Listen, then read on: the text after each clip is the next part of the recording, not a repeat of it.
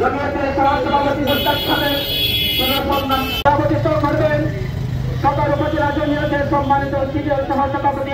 হদিস আমরা পাচ্ছি না, সাথে সাথে দেশের আইন শৃঙ্খলায় নিয়োজিত সমস্ত বাহিনীকে আমরা ইনফর্ম করেছি, তাদের সহযোগিতা প্রত্যাশা করেছি। পরিবারের পক্ষ থেকে তালায় ডায়েরি করা হয়েছে।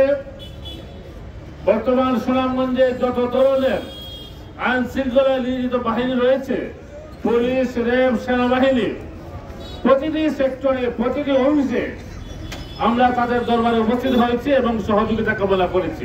বক্তব্য নিয়ে আসছেন মাওলানা নূর হোসেন আজিজ।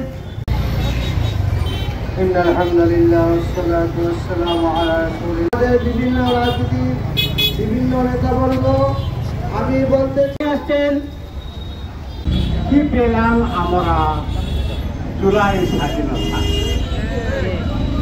সম্মানিত উপস্থিতি, আমরা আজকে আমাদের প্রিয় ভাই, আমাদের সহযোদ্ধা মাওলানা মুস্তাক গাজীনগরী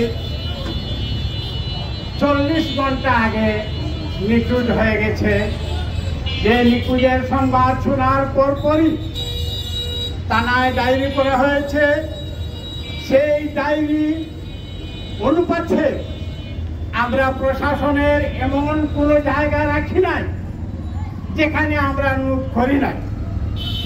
সাথে সাথে আমাদের যে সমস্ত মিডিয়া রয়েছে সেই মিডিয়াগুলোর মধ্যেও প্রচার শুরু হয়ে গেছে, কিন্তু এখন পর্যন্ত মাওলানা মুস্তাকের কোনো সংবাদ না পেয়ে আমরা এবং তার পরিবার অত্যন্ত সহায় বোধ করছে।